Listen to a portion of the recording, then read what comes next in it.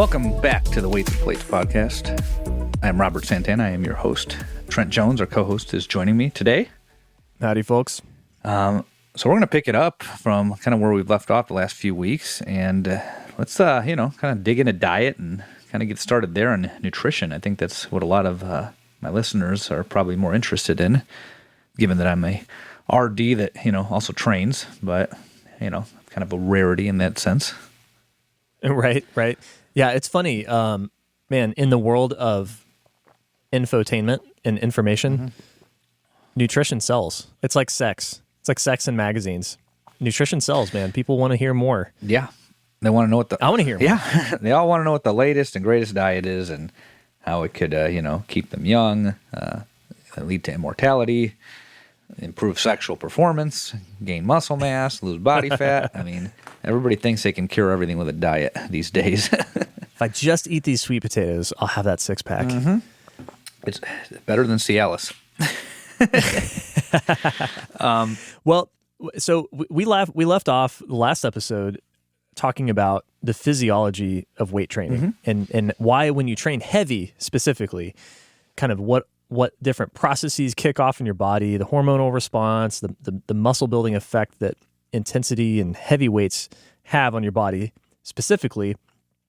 And we kind of hinted at the fact that when you build a lot of muscle mass and you train in the fashion that we're talking about, you actually start to digest, like when you digest food, when you take in food, you actually start to partition those nutrients out to your body parts that need them in a different way than someone who does not train or someone who trains without the strength training component. So muscle mass actually starts to affect the way that the stuff you intake, the stuff you eat gets digested, right? Absolutely. And the way that I like to kind of introduce this topic is I like to talk about activity in general as a general topic and then kind of build from there. So you have a continuum, right? You're laying on your ass, sleeping, or maybe just laying on your ass being lazy, right? And that's probably about as light of intensity as you can get because lying down, you don't even need your postural muscles to stabilize you, whereas you're sitting on the couch, there's some sort of muscle activity going on there. So right. Lying down in bed is, probably about as low intensity activity as you can get. And then on the other end of the spectrum, you have, 1RM squat or a 1RM deadlift or even, a max clean and jerk if you're looking at explosiveness, right? Or throwing a shot put, doing a sprint. That will be considered a high intensity activity. So a lot of the time I find that uninformed readers or uninformed clients or gym members tend to conflate the terms. They think that because something feels hard, therefore it's intense.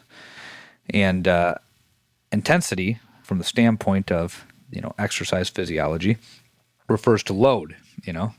How close to your max you're performing, and that could be a max squat, a max deadlift, a max sprint in terms of running. Right? You have your low intensity, cardio or low intensity run, which would be a jog, a light jog. And then a high-intensity sprint would be like an all-out sprint. A high-intensity run would be like an all-out sprint. So intensity, you really want to think of as maxing out, something you can only do once with an all-out effort, that can't be sustained. Yeah. When you start lowering that intensity, the activity gets easier. So that's just the first thing to understand. There's other terms that we use, and I'll introduce them as they become relevant to the conversation. But how this pertains to diet is, obviously the lower the intensity of your activity, the less additional calories you're going to burn from activity. Notice I use the word additional. Most of the calories you expend come from being a living, breathing, functioning human being. So there are things going on in your body that happen without you doing them intentionally. So when you breathe, you're not going to stop breathing or you'll die. Your lungs contract, but there's also involuntary contractions of the lungs as well. You don't have to make your heart beat. Your heart's just beating, right? So there's all these things going on in the human body that require energy, that don't have anything to do with your voluntary movements that you perform. So that's one of the other things that I run into is people think that if they're sitting around, they don't deserve to eat. This is kind of one of the disordered eating patterns that have developed as a result of, basically scientific literature taken out of context and anecdotal reports in fitness publications. It's this mode of cardio is better for fat loss. Or if you don't lift, then you don't need carbs. Like things like that. And I'll clarify some of those things. Yeah, people need to. A lot of people feel like they need to earn what they eat. Yeah, and you earn a bulk of what you eat by being alive. Now you can eat more if you train. Obviously, there's nobody's denying that. Obviously, activity contributes to your total daily energy expenditure. Or TDEE is the word or the acronym you'll see on the internet. Yeah, so it's about 60% of your calories, roughly. This is just a rough estimate, come from involuntary processes of the human body. I'd say it's higher, but typically they divide digestion from the rest of the things that your body's doing involuntarily. So digestion is said to account for 10 to 15% of energy expenditure. So right there, just between digestion and everything else your body does without you lifting a finger, you're about 75% of your energy expenditure. Okay. Is that because if you're not eating anything, at some point you would stop digesting anything, right? Yeah. So your energy expenditure would go down a fair bit. Yes. So that's why they split it out? Yes. So if you eat food, you have to digest the food. And depending on how that meal is composed or what types of foods you're eating, you might require more energy to digest that food. So to be specific, protein tends to have a higher, it's called thermic effect of food, or diet-induced thermogenesis. So you're generating more heat by breaking down, digesting, and absorbing nutrients. That generates heat. Heat equals calories. That's what calories are, essentially. So eating a higher protein diet tends to give you a few more calories burned. It's not going to double your metabolic rate, So yeah, you can chomp down protein all day, and you'll burn more calories than, chomping down fat all day. And, I'll get to fat next. So fat has the lowest thermic effect of food because it's already in its preferred form. You eat it and it just gets stored, right? And you expend some of it as energy as well, because it's your fuel macro, for lack of a better word.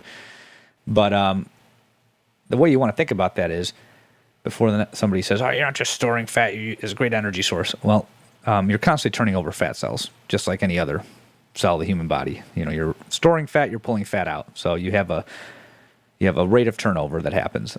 If you eat more, if you're in a positive fat balance, and in a positive energy balance, you're going to store more fat than you pull out. That's just what's going to happen. In other words, you've taken in more calories than you're burning through all of these things we just talked about: existing, digestion. Exactly. So activity. This is where it kind of fits in there, right? So carbs are in between. So carbs are in between protein and fat. If you're on a higher carb diet, you tend to burn a little bit more calories theoretically than if you're on a high fat. So let's say if you wanted to get the least bang for your buck in terms of calories burned from digestion or thermic effect of food, you eat a high fat diet that's low in carbs and low in protein. So protein gives you the best. Carb will be the next, and then fat. So it's kind of like I always think about it as you ever get the meat sweats?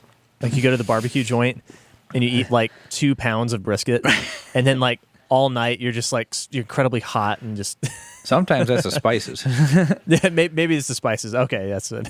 So so there's thermic effect of food, and then just being alive. So that's 3/4 right there. So then now we get to activity. So activity.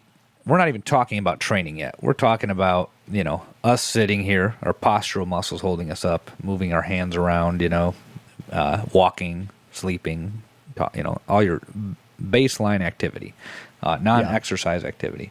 They call it NEAT. So that could be anywhere from, 10% to 25%, right? And to be on the higher end, you're probably doing some sort of training or vigorous activity, right? But, if you're somebody who walks around all day, you work in a construction yard, you deliver beer, you do something that constantly has you moving, you're going to burn more calories from activity than somebody who sits around all day. So that's what we're really talking about when we're talking about energy expenditure. We're talking about calories expended from activity. You can control that intentionally. You can't really make your body burn more being alive. That's out of your control. You can eat a little bit more and compose your diet in a way that challenges your intestines more to require more energy, so that helps a little bit. But activities is one that you can modify to the highest extent. So if you run on a treadmill real hard for an hour, you might burn about 400 calories. It's, almost a meal, maybe a meal for a small female, or somebody who's untrained, 400 calorie meal. Typically, 400 to 700 calories is probably a meal, depending on the size of a person. Somebody who's highly active and has a good metabolism might need 1,000, or a novice who needs to gain weight, but typically an average meal is 400 to 700 calories. So, so you're not going to go from, let's say your basal metabolic rate is about, 1,500 calories, and your activity without exercise gives you another 500, and you're, 2,000. You're not going to go from 2,000 to 4,000 doing exercise unless you're, in the NBA or the NFL, and you're doing hours and hours and hours and hours of, moderate to vigorous training, Right. Now it's your full-time job, right? Most of the people that are listening to this probably have a job, and exercise accounts for a couple hours a day tops, probably 1 to 3 hours, maybe the, competitive lifter or competitive recreationally competitive CrossFitter, somebody like that, might be in the gym for 3 to 4 hours, but most people that hire a trainer of some sort for, general health, weight loss, fitness, strength, you're going to be in the gym for anywhere from 1 to 3 hours. That's not a lot of time to, a few times a week too. Yeah. It's not even every day for a lot of people, it might be 3-4 times a week. Exactly. You're not going to do it 7 days a week either. So you're not going to, burn 2,000 calories in the gym. Right. But, you're going to burn more, and there's a cumulative effect of gaining muscle. So you have metabolic activity of tissues, right? So fat has a very low metabolic activity. Brown fat has a high metabolic activity. So we know babies have brown fat, brown adipose tissue, and it tends to be more metabolically active. It's more vascular, and also has what's called uncoupling proteins. So they release more of your calories as heat versus utilizing it as energy. And they've done studies on animals where they've transplanted brown fat, and they've seen metabolic changes. But typically you lose a lot of that by the time you're an adult. Now, some adults tend to have a higher content, and these are the guys that are typically bone skinny and shoveling calories and not gaining weight. And they tend to run hot. Obviously you're expending calories as heat, so they tend to feel hot very easily, even though they're thin. You expect a thin person to be cold all the time. These people tend to run hot, and they tend to be long-limbed in terms of anthropometry. So, it's pretty interesting. But when you start adding muscle mass, so the way that lifting helps you, when you start adding muscular body weight, muscle mass has a higher metabolic activity than fat mass, which means that you're going to burn more calories just having more muscle. Muscle's expensive. It requires more calories to sustain it than a fat cell does. Right. The other thing that happens is, even if in the absence of fat loss, let's say you just gain muscle theoretically and keep 100% of the fat that you had to begin with. Well, now you've put a solid surface, a more dense tissue under a less dense tissue. So you end up spreading the fat out with the larger muscle belly, and you appear more lean even though you haven't lost fat. So it changes the appearance of the muscle. So if you're an untrained person, you're typically going to look flat, not going to see a whole lot going on unless you're one of these naturally lean people. But let's say you're an untrained person of normal body fat, normal body weight, you're just kind of flat everywhere.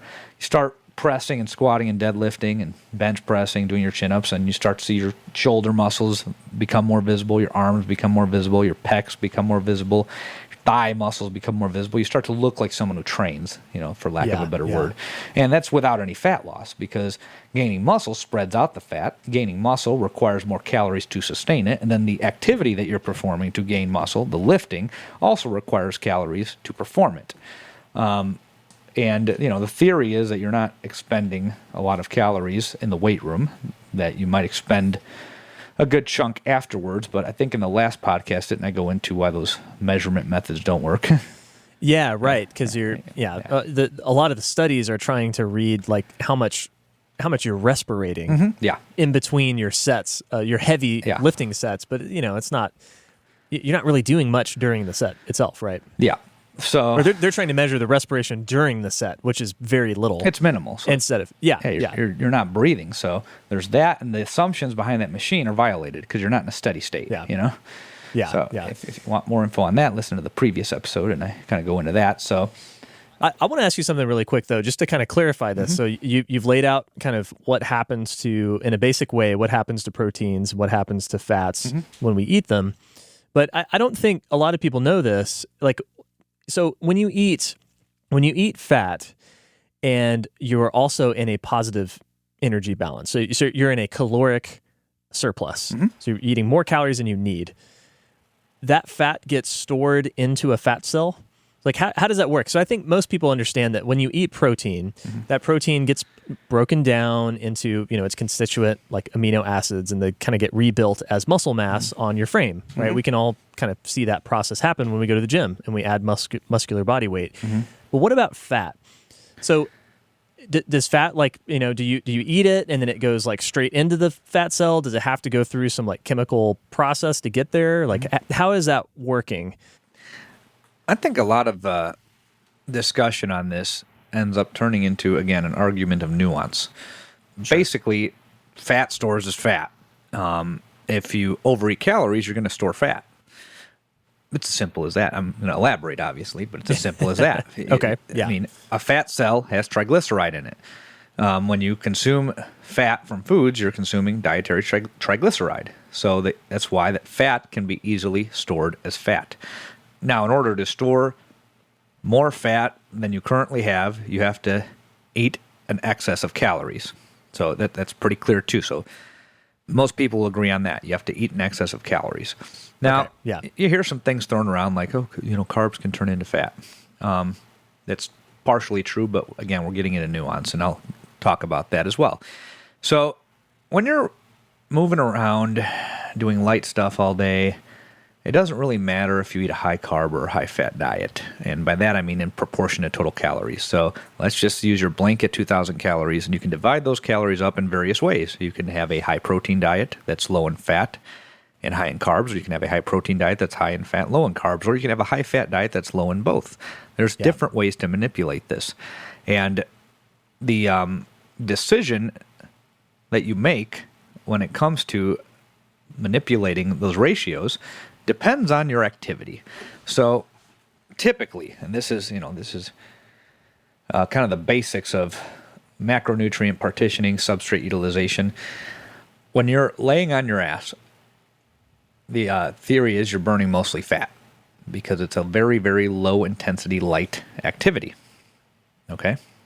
So you're burning close to 100% of your calories from fat. So if I put a mask on you, you would get what's called a respiratory exchange ratio, and it's the ratio of CO2 expended to O2 consumed. So you got the respiratory exchange ratio. It's the ratio of CO2 produced, so how much carbon dioxide you're breathing out, to the amount of oxygen you're taking in. And that can range from 0.70 to 1.0. And the idea is that 0.70, you're burning 100% of your calories from fat, and 1.0, you're burning 100% of your calories from carbohydrate. Again, this also assumes a steady state. This is one of the main things you got to remember when you're talking about indirect calorimetry, or measuring calories using gas exchange, or the air you breathe out. Yeah. So there are things that influence that. Obviously, if you're sedentary, you're going to burn more fat, assuming that you're on a mixed diet that's not necessarily high in carbs, because diet can influence your respiratory exchange ratio, and specifically, carbohydrates can. If you eat more carbohydrates, your respiratory exchange ratio goes up. So if I just sit here and I have the mask on, and then I, drink a bunch of Kool-Aid, my respiratory exchange ratio, or RER, is going to get closer to 1. Maybe not necessarily 1, but like it might go from 0.76 to 0.89 or 0.9, that you might see that, which means that I'm burning more carbohydrates just by consuming more of them, right? Okay. Yeah. So that's a way that diet can impact it. What's interesting about fat is if you start consuming more fat, it doesn't change. So more carbohydrate consumption equals more carbohydrate oxidation, acutely, obviously, But more fat consumption does not equate to more fat oxidation. If you consume more fat and your carbohydrates are held constant, most of that fat's getting stored. If you get into a positive energy balance, or an energy surplus, or a caloric surplus, whatever word you want to use, you're eating more food than you're expending, you're going to store all that fat. You're going to burn off those carbs. That's just the very basic tenet of that. Now, you could flip that. if you reduce your carbs and get into ketosis, you're going to burn more fat and you're going to burn less carbs. So this is where a low carb diet makes me a better fat burner. If I just eat a bunch of sugar, I'm just not a very good fat burner. Well, again, this is where these arguments lack context. Yes, that is true, but what are we talking about here? We're not talking about body fat. We're talking about the fat you're consuming, right? Yeah, right. Yeah, and that's a dietary fat versus body fat. So let me make a guess here, because I actually don't know the answer here, but I can guess that the reason why, if you held your carbs constant but you ate a lot of fat, that you would just store that body fat, and then if you held your fat constant but you ate a lot more carbs, you would just burn more carbs, is because your muscles act as a sort of sink for extra carbohydrates, and your body can sort of absorb those for other uses. Am I right there at all? Somewhat. If you train vigorously and you take in carbs, you're going to replace your carbohydrate storage depots, which is mostly your muscle. Accounts for most of it. You store about 400 grams of carbohydrate in your muscles, and your liver stores about 100 grams, and you have a little bit in your kidneys and body fat cells and whatnot, and that's called glycogen. That's your stored carbohydrate. But the reason that you don't burn more fat by eating more fat is because the body's lazy. The human body's lazy. It likes to be efficient, and it's much more metabolically efficient to store triglyceride as triglyceride. It undergoes no conversion. You eat it, and it goes straight to your fat cells. Yeah, well, that kind of makes sense what you just said right there. Like, if you think about what does the body have to do to a carb to turn that into fat? Like, it's possible, but I mean, chemically, it's got to go through quite a lot of conversion, right? To change, to take a carb that you eat and turn that into triglyceride that you can put into a fat cell. Absolutely, and that's it's called de novo lipogenesis.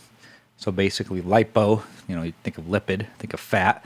Genesis, you think of making. So you're making fat from another source other than fat, right? Yeah. And it's a long conversion metabolically. I'm not really going to go into the biochemistry of that here. That's not what we do here. But I know it. My girlfriend has it memorized. That's like what she lectures on, right? Oh yeah, she teaches macronutrient metabolism, so she has every step memorized. I can explain it more generally. Yeah. But basically, you have to the carbohydrate has to get broken down, and components of that can be used to turn into fat. Yeah. And make fat to make triglyceride.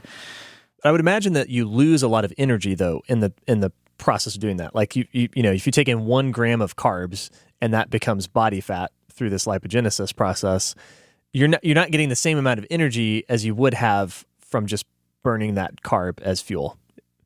Well, yeah, that's why typically, in theory, in order to induce that, you have to eat. Theoretically, you'd eat more to make that happen. So, in order to trigger de novo lipogenesis, you have to eat greater than 100% of your total daily energy expenditure from primarily carbohydrates. So, That's a lot of carbs. Yeah, so if you're burning 2,000 carbs a day, then you have to eat 500 carbs. Yeah. If you're burning 3,000 carbs a day, then you have to eat like 600 carbs. Or actually you have to eat more than that, because that just gets you to baseline, right? But typically nobody's just eating carbs, right? You're not just going to sit there and eat, 10 pounds of apples, Yeah. So that kind of makes sense to me that, like, intuitively, if the body is looking for the efficient way to do things, why would it take these carbohydrates and try to turn that into fat, knowing that you're going to lose something in the process? Whereas, you could just take fat and then turn that easily into fat. Much cleaner and more energy efficient way to do things. Of course. So, if you're one of these people, so you have extremes, right? So if you're one of these people that drinks, a gallon of Coke a day, and there's people that do that, right.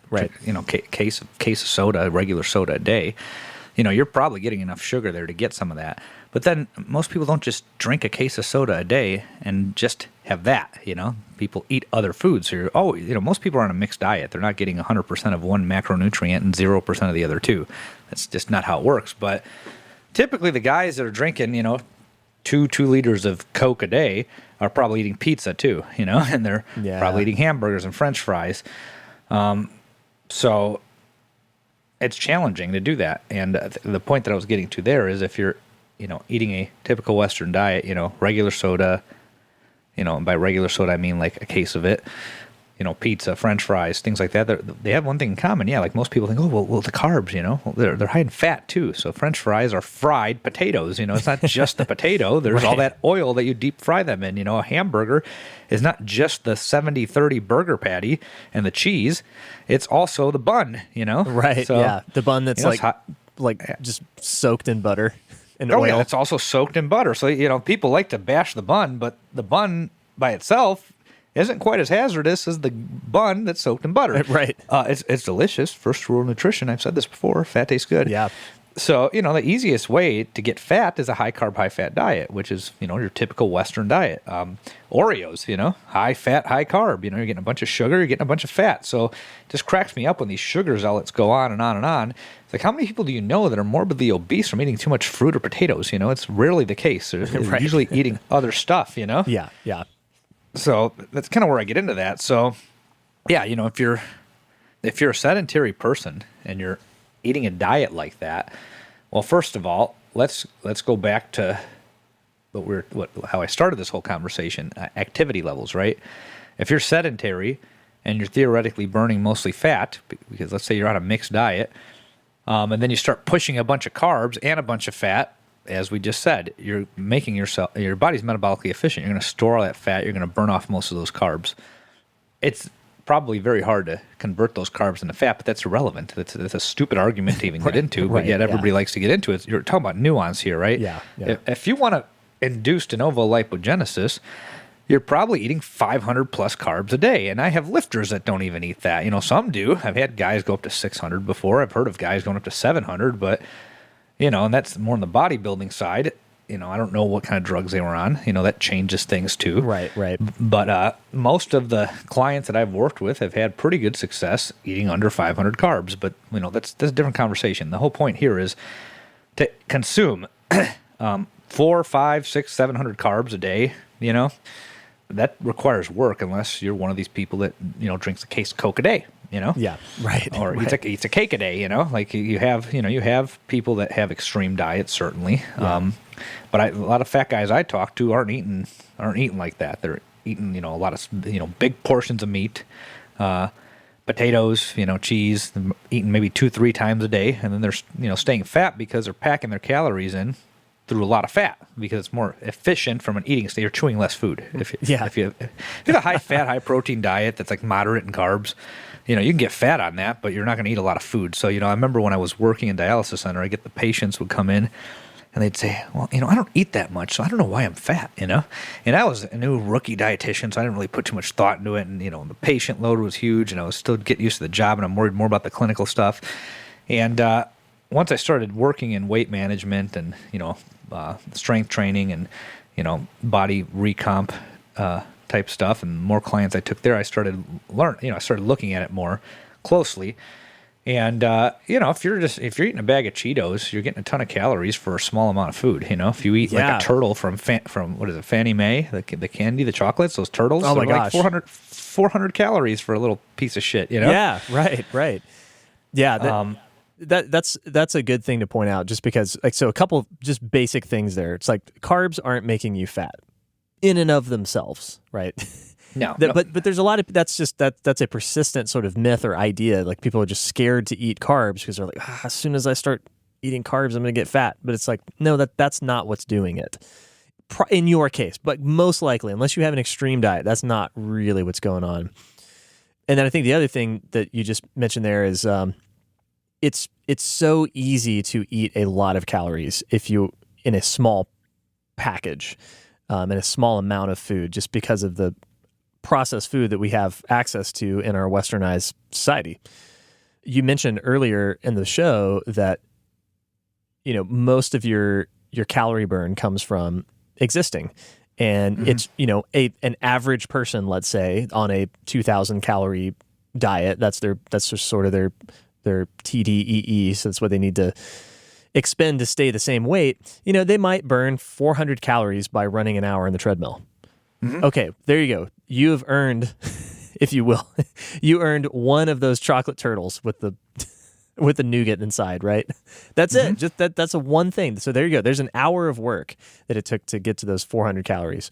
So I like to point these things out because I find when I talk to people in the gym that I coach, these are things that people haven't really put two and two together. It's like a lot of people just really like they might look at the back of a piece of packaged food and read the chart, but they don't really have a sense of the scale of the numbers, right? Like 200 calories, 400 calories, 600. It's like, I don't know what's a lot or not. Right. That's just to put it in context for you. Yeah, and when you sit here and try to look at these macros individually, if you eat a high carb diet and control fat and keep fat constrained, even to a moderate level. I'm not even saying go low fat because, I always get the zealots that, jump at me and say, oh, you're promoting low fat. And it's like, well, no, actually, no, because low fat has its problems too. Low anything is hard to follow, first of all. Yeah. Low carb is hard to follow. Low fat is hard to follow. But fat is so intertwined with our commercial food industry. It's in everything. You can't go to a store and buy commercially prepared food without getting what I would consider extraneous fat. Everything has fat in it. It's like, why does it have fat in it? It's like you're going to the fair, deep fried Oreos. Remember those? Oh my gosh, yeah. It's like, you really have to deep fry Oreos? But no, that's an extreme case. But in Texas, yes, we do. Exactly, yeah. Everything's big in Texas. I still want to go to that steakhouse in Amarillo with the 72-ounce steak. Oh my gosh, never done it. Yeah, I wouldn't stand a chance, but I don't think I would either. I would love to watch you try that. Have you tried it? No. Anyways, so, if you go to a gas station, convenience store, fast food restaurant, places where people typically can get food quickly, everything has added fat. Everything has added sugar, too. So, I'm not going to sit here and, say, oh, carbs are, perfectly fine in our diet, too. But it's just that carbs are easier to identify. In other podcasts, I've mentioned that fat is the undercover macro. You can't visually see it. So if you're on a diet that's low carb, it's easy to just brush the potatoes off or not get the sweet, beverage or go for the diet beverage. You can visually see that, oh, that's carbs, Right. But you can't see fat. I mean, you might see the glaze, but it's like you have no idea how much is on that, Yeah. I always like to point out the steamed broccoli that you ordered at the restaurant. It probably has 6 tablespoons of butter melted in there too. Oh yeah. Some of the most highest calorie foods are salads. Yeah. Because Yeah. The salad dressing stuff. Yeah, it's a great point. And it's a very small volume of food because it's invisible. Essentially, you can eat a lot of it easily. So that's the whole point there. Volume of food is not necessarily related to the caloric content. Or it's not a good indicator of caloric content. Just because you have a small plate of food does not mean you're eating a small amount of calories. So what I find is when I get people that have been low carb and then they start lifting, and this is where I'm kind of taking all this. Yeah. I tell them what to eat. They're like, "There's just so much food," and then they're like, "Why am I losing weight?" Right. And it's we've got your calories to a good place, but you're upping your volume because you pulled a ton of fat out. And remember, carbs are 4 calories per gram. Fat is 9, so you're getting half. You're eating double the amount of food for the same number of calories. That's one way to explain it. Not always 100% the case, but in general, it's a pretty good analogy. So back to activity. So okay, you're sitting around, you're burning mostly fat, right? Then you start doing stuff. As you start quote unquote doing stuff or becoming more active, you start burning a little bit more carbs. And as that activity becomes more intense, remember what I said about intensity? It's a max effort, whether it's a squat, a bench press, a sprint, a shot put throw. Yeah. Hitting somebody as hard as you can in the face, these are explosive or high force producing bouts of activity. The closer you get to that, the more you rely on carbs. So remember that 0.7 to 1. When you're at 1.00, you're burning 100% of your calories from carbs according to the respiratory exchange ratio, the gas exchange metabolic cart. That means you're doing an all-out effort. And then once it goes past 1.1, which it could, that suggests that you're in anaerobic metabolism. And they really have no idea what the hell you're burning at that point. That's what annoys me about the metabolic cart. It's over its utility is overstated often. It's right, exaggerated. right. It's like, okay, you don't know what's going on anaerobically. So like when you're lifting, only way you're going to know how much you're burning during a lift or a sprint or anything like that is if you have somebody in a direct calorimeter that's measuring heat, heat production. But the point is, so you went from sitting on your ass, now you're going for walks. So you're probably, burning, 50-50 fat to carbs, probably a little bit more fat. So if that's all you're doing all day, okay, yeah, that guy can go on a keto diet.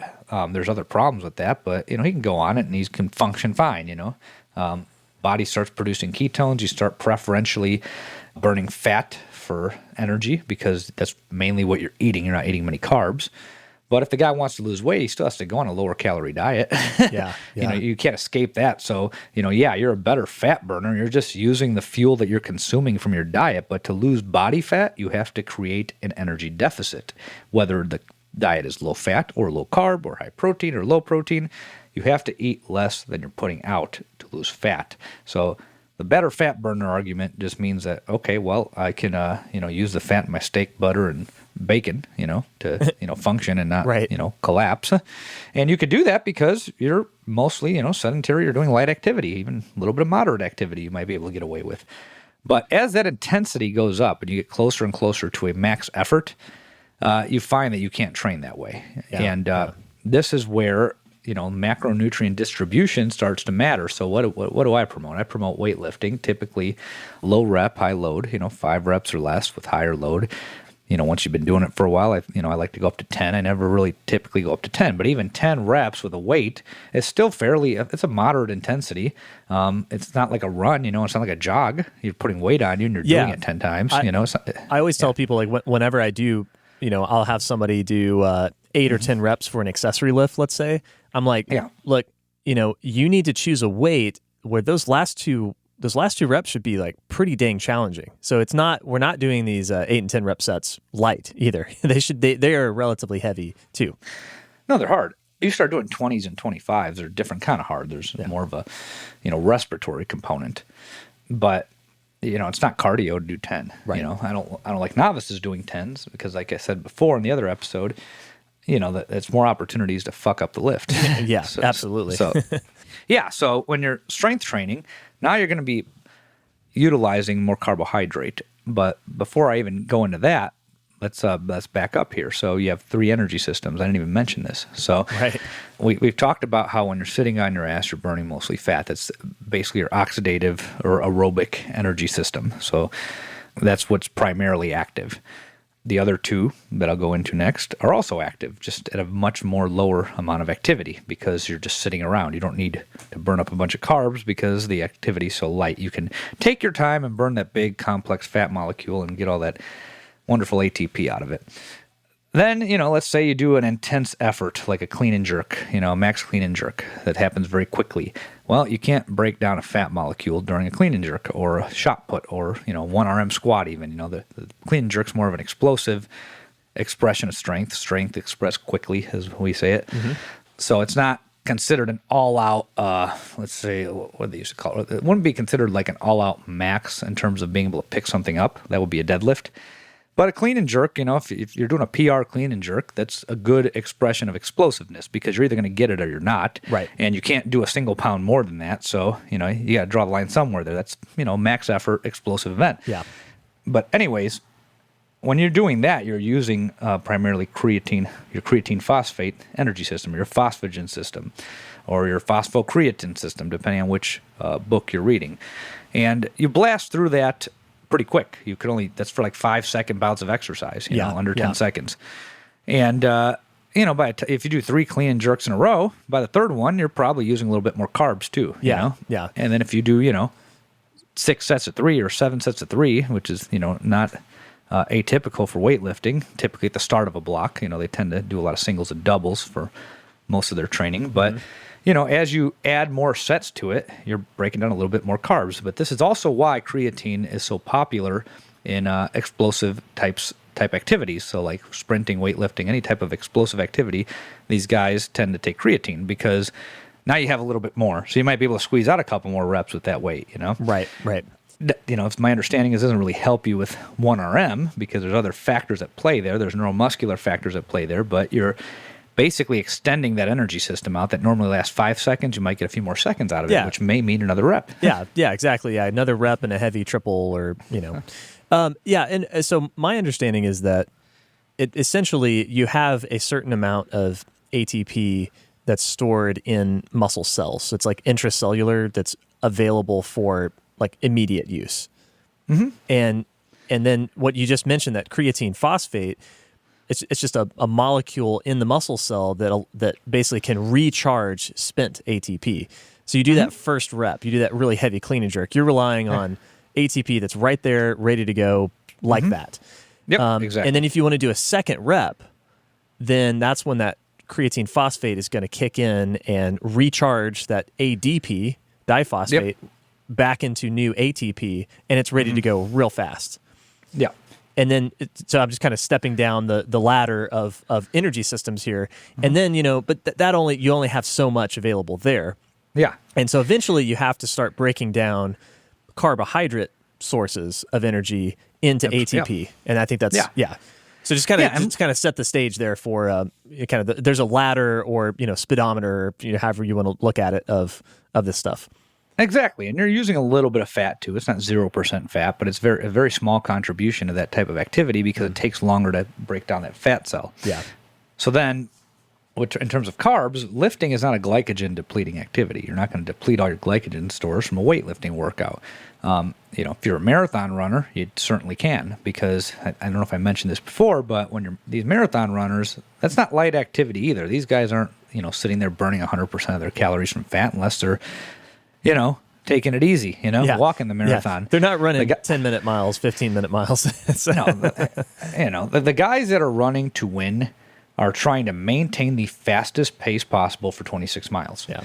Which means they're running pretty hard, but they have to toe that line between, aerobic and anaerobic metabolism, which puts you in a place where you're burning mostly carbs. So your RER is typically around 0.9, a little bit higher, right? Yeah.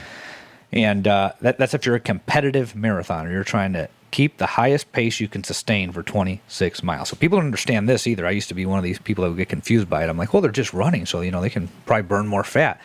Well, no, they're running hard. For 26 miles, they're trying to stay right on the edge of anaerobic metabolism to where they're almost to a sprint, but not quite, Yeah. That's a hard fucking run, man. Absolutely. Yeah. We mentioned this in the previous episode. Like some of the paces that these guys, that the high level competitors can run it's crazy. I mean, they're running like sub 5-minute miles. It's insane. The whole time. Like it's, they're gifted athletes, Yeah. Yeah. They can't lift for shit, but they can friggin' run, Right. So I think that's really interesting, kind of these energy systems, because this is another thing. They don't teach you this in biology class in high school, and I think they probably should. I mean, they should, because we all move around. Yeah, this is stuff that we all have. We all have experience with this. We all move around. We all exercise in some way, hopefully, and then hopefully, if you're listening to this podcast, you're not just exercising, you're also training too. So you do want to understand at least the basics of like what's going on, when you quote unquote gas out in the middle of your workouts, like why did that happen? Like what's going on there? So this is incredibly frustrating as a high school athlete. I was a swimmer, and my coach came up in the 70s, so he knew swimming. He was a swimmer. He had several championships at the state level when he was at the other school before mine. And he could program swimming pretty good, but when it came to diet, he may have had a second person come in, if I don't remember if it was him or somebody else, and they put the food pyramid up. I was just completely confused. It's like, oh, what do I need to eat here? So I would just like, okay, I just need to eat a lot of food. So I would just grab stuff, probably high fat because it was high calorie, which is, again, this is another problem people have with starting strength. Rip says you have to eat 5,000 calories. And I don't disagree with that advice if you're a 130-pound guy or 150-pound guy and you're young, Sure. And the problem is, if you tell somebody to do something, they're going to do it in the most easy and efficient way possible. So to eat 5,000 calories easy and efficiently, you're going to eat high fat. And then they're probably going to eat high protein because, Rip also tells them you eat 200 grams of protein, which, I recommend that too. That number's fine. Yeah. But the 200 grams of protein is often challenging. 150 is often challenging. Most people don't eat that way at baseline, but you could get somebody who cares about the lifting to do that. But getting 5,000 calories, if you just let them do that on their own, they'll eat enough protein, but then they'll just eat high-fat protein, and they'll end up, bonking and then, getting a big squat, but then they have no gas for anything else and come to me with, big quads, big butt, skinny arms, big gut, Yeah, and then they'll say, starting strength got me fat. It's only good for lower body. It's like, no, you only had enough energy for your first lift, dude. Right, yeah. And you could still get fat, eat a lot of calories, and not get stronger. That's where I'm getting at with this. So just calories in and of themselves, if they're not distributed correctly, if they're not partitioned correctly, you could get fat and not get necessarily stronger from lifting. So that's where the macronutrient distribution becomes important. So, okay, you need enough protein because, as we said last week, you're breaking down muscles. If you're strength training, you're adding weight to the bar every workout, then every other workout, then every week, etc. As you advance, and every time you break down that muscles are 30% protein, and you have muscle proteins in there, and you have to build them larger. They get bigger. Those fibers get bigger. So you have to feed the body more protein than you would if you're sedentary. So the recommended dietary allowance of protein for a person who's just of normal activity level, sedentary, fairly sedentary or lightly active person, is 0.8 grams per kilogram, which is pretty low, But that's supposed to be adequate for somebody who's not doing anything hard, just living normal daily life, right? You start doing hard shit, you need more, obviously. How much more? Well, that depends, Like, I think that, the ACSM and all those people in the Academy of Nutrition Dietetics, they say like 1.2 to 1.7. That's probably fine. But it's okay to overshoot. Extra protein is not going to give you kidney disease. There's no tolerable upper limit for protein. If you have kidney disease, you should not eat a high protein diet. If you're worried about accelerating that kidney disease to dialysis, that's something you should discuss with a doctor, because doctors have different opinions on that. But my point there is, yes, if you're lifting weights, you need more protein, and overshooting isn't necessarily harmful because it also keeps you full, keeps you nice and satiated. It helps with your insulin sensitivity, so you're not getting big blood sugar spikes from all the carbs, etc. There's other benefits to eating all that protein, and you use it for other body proteins. Your muscles are not the only protein in the human body. You have hemoglobin, you have your immunoglobulins. So, immunity is a big topic right now. All your antibodies are proteins, Yeah, right. So, right. Skin, hair, nails, all that's protein. It's not just, your biceps. So that's another misconception. I get these professors, they'll say, oh, whey protein's the world's most expensive urine. No, you're not just pissing out all that protein, first of all. You're just not using it all to build muscle necessarily. You're using it for other things. You're using it for energy, too. It's not a great energy source, but you can use it for energy. Sure, yeah. So you lift, break down the muscle. You got to rebuild it bigger. You need more protein.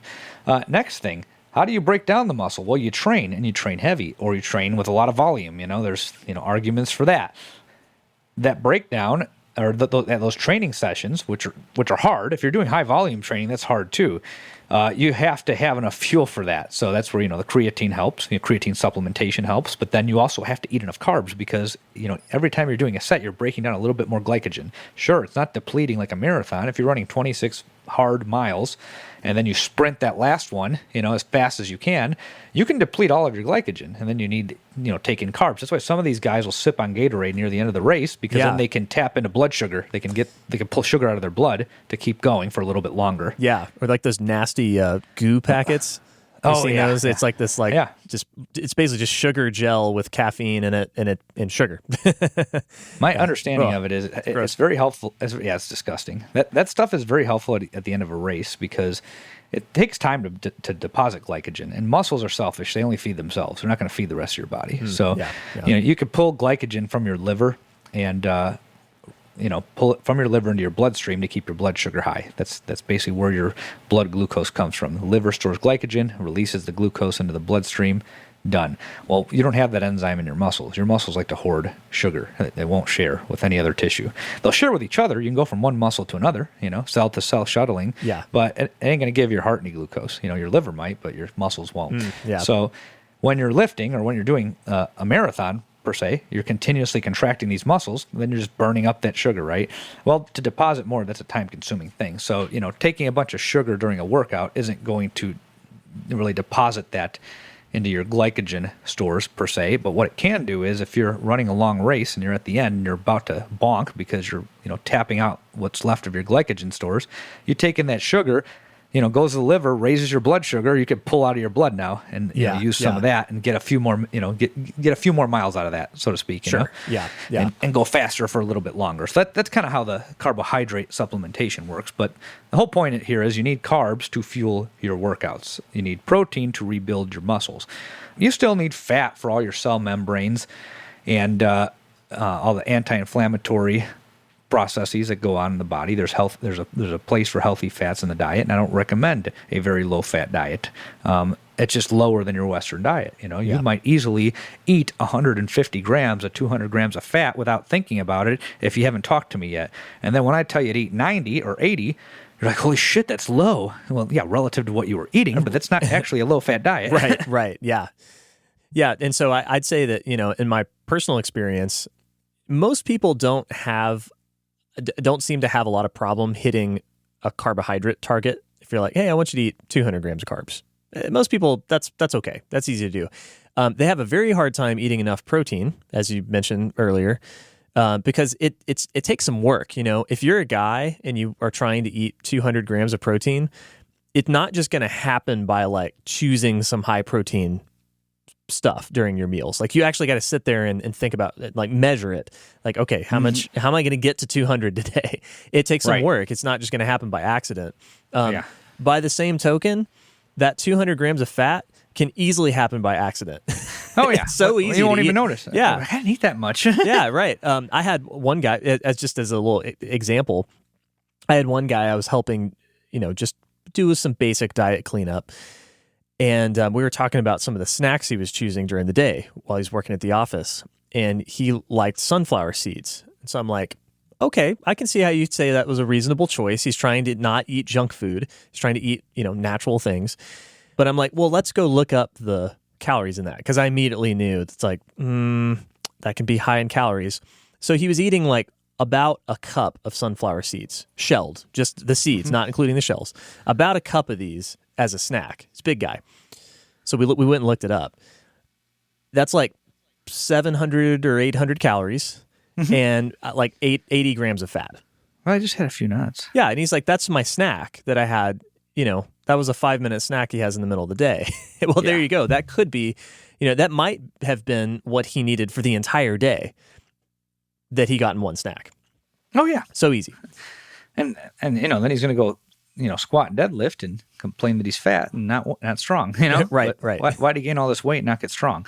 So, diet plays a big role in that, and that's how. So, fat doesn't directly contribute that much to your training. So that's the one you probably want to watch the most in terms of not eating too much of it, and also the one that you can eat too much of very easily. Yeah. I'd say that carbs, especially for male clients, carbs tend to, once you get over the protein hump and you can get them eating 150, 200 grams of protein, it is hard for them to eat enough carbs because most male clients need to eat at least 300. And you're already at 1.5 times the amount of protein they need. Yeah. And the volume is very high. And it's, got a lot more water in it. And there's a lot more fiber in it. Fiber fills you up as well. And, you start eating 300-400 grams of carbs a day. You tell somebody to do that, they don't want to do it. So that's what I've noticed. Like the guys, you tell them 200 grams of protein a day, they might struggle for a month, and then they'll figure it out, and then they'll eat a bunch of steaks, right? And then drink whole milk or eat whole eggs, and you'll look at their carbs, and it's like 200.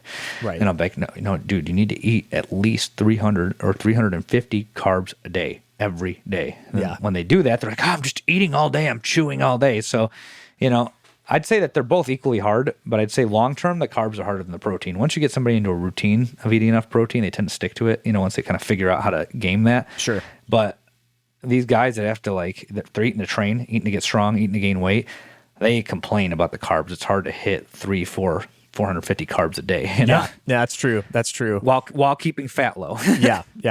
It is, yeah. You try to eat a whole bunch of rice or, that's at some point, it's hard. So, let me bring it home here for a second. Basically, what we're saying here is once you start doing anything hard and it progressively gets harder, whether you're a runner or a lifter or a shot putter or a football player, once you start incrementally overloading yourself. So in our case, we're strength coaches. We'll talk about lifting, but this applies to other sports too. Once you start squatting heavier and heavier and heavier, you need to eat more carbs, you need to eat more protein, and you need to watch your fat if you don't want to become a fat guy. Some guys don't care, and they'll become a fat guy to squat 600 in a year, Yeah. And right. I'm not going to knock a guy for that, but most people that call us don't want that. They want their waistline to be under control. And if that's what you're concerned with, then yeah, you squat, deadlift, bench press, overhead press, and do your pull downs, and then you follow a diet that's predominantly high in protein, high in carbs, and moderate to low in fat. And that should get the job done without getting you a big belly, because that's what people ask me. How can I get stronger without getting too fat? Well, there's your answer. Now, what about keto? Well, okay. If you're a couch potato, then yeah, it's fine if you can follow it. The other problem people run into is they can't follow it, so they'll start keto, they'll lose 80 pounds, then they'll gain 100 because they can't stick with keto. They want pizza again. They want French fries again. They want cakes. They want ice cream, All these things have both carbs and fat.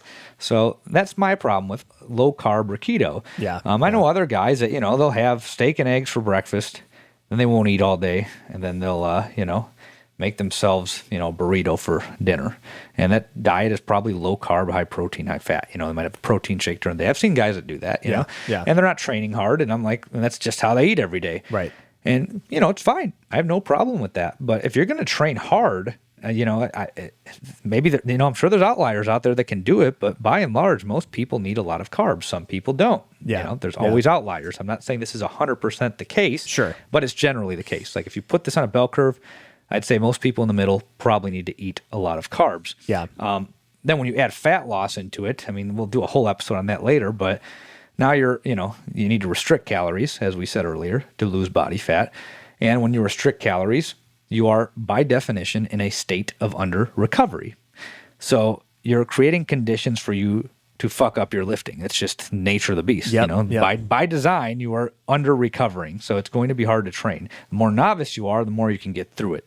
The more advanced you become, the harder you can get through it. So maybe we can dedicate a whole episode to that. But oh gosh, yes. That's the whole thing. The whole point that I want to drive home here is if you're not doing any type of training, doesn't really matter which diet you follow.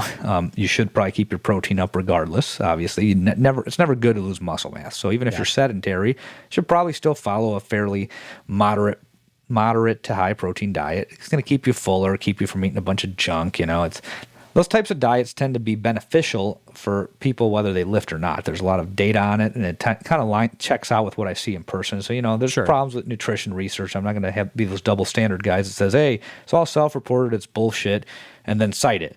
You use common sense too. You read a paper, you say, okay, they're saying this. They're saying, okay, high protein diets are good to keep you full. Well, that actually sounds about right, because people I talk to say this. I've experienced this. Okay, that one I believe, Yeah.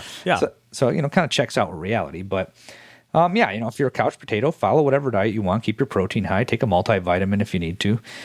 And there you go, And then if you're somebody who's training seriously, you're going to need carbs. You're going to need creatine if you're, an explosive athlete. And you're going to need a lot of protein. And that's the name of the game. Yeah. So we can, dig into that as we go on. This topic kind of comes up a lot in different discussions, but there's your basic nutrition 101 right there. Yeah. It's amazing how, I don't know, before I discovered starting strength, before I started strength training seriously, before I ever decided to become a coach, I had read a fair amount of books on diet, on food, on the culture around both of those. Like I remember the Michael, who's the bald guy, who wrote In Defense of Food. Michael Pollock, is that right? I can't remember his name exactly, but yeah, it's like that guy, that kind of guy. And this was around the time that CrossFit was big, and the Paleolithic paleo eating became popular.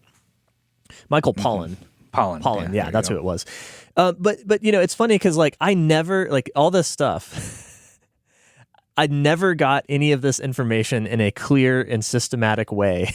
Until I started working with people like yourself that have this kind of organized. So there's so much information floating out there, and so much of it is completely irrelevant. So if you've listened to this podcast, congratulations! You now know more about nutrition than the vast amount of people out in the world. Well, most of these guys want to be biochemists, and they're not very good biochemists because they don't have a chemistry background. They don't work in a lab, but they want to sound like they're biochemists, and they want to dazzle people with their bullshit. some of which is correct, from a biochemical standpoint. There's value in that if you're working in a lab, but people that are hiring coaches don't need that. A lot of them don't want it. They're overwhelmed by it. I'm not going to sit here and talk to a client about the damn Krebs cycle. I get clients that, think they know more than the coach, and it's a whole nother ball of wax. But, I find myself answering stupid questions like, what about my protein synthesis? It's like, okay, how much are you lifting? Well, I'm squatting 185 and you're a young man, And I'm like, why the hell you ask me about protein synthesis? You don't need to ask about that. The problem is he heard some other guy on Instagram talking about it, probably shirtless, and decided that he needs to worry about that. Or, well, what about carbs are going to give me insulin resistance? And it's like, do you even know what that means, dude? These are when I first got into this as a coach, this is what I kept seeing, like questions like that about biological mechanisms, about biochemical pathways, and things that don't really address the fact that this person is eating like shit every weekend. He's eating a pizza, drinking 10 beers, and getting drunk with his friends. Yeah. Or, eating an entire cake, or whatever, drinking too much wine during the week before she goes to bed. You get different problems with different people. But, sitting here and talking to you about de novo lipogenesis isn't going to help you get your habits in order, right? But that's what I was seeing when I first started going into coaching, and social media expanded from, just Facebook and, way back with MySpace, it's expanded to Instagram and all these other Twitter and all these other platforms. I just started seeing all these infographics about, why, carbs don't turn into fat, or why carbs do turn into fat. And then all these little diagrams with, all these little, carbon, hydrogen, bonds and whatever. And I'm just sitting there thinking, wow, first you're overwhelmed by it because you're like, well, I can't teach this stuff. I can't now, I've been through a doctorate, essentially. I'm almost done. And I've taught these classes and I've written these articles and have, gotten myself to a point where, okay, back in the day I memorized, regurgitated 4 tests for the RD exam, forgot it. Well, now I'm teaching it a lot, so now I can speak to those things. But after, having to write all that out and teach myself that and run lectures on it, and, I started doing nutrition camps and getting feedback from the attendees, I'm like, none of this is really necessary to help somebody, lose their belly. It's overkill. You're basically creating a circle jerk of guys that just want to talk about this shit, which is fine.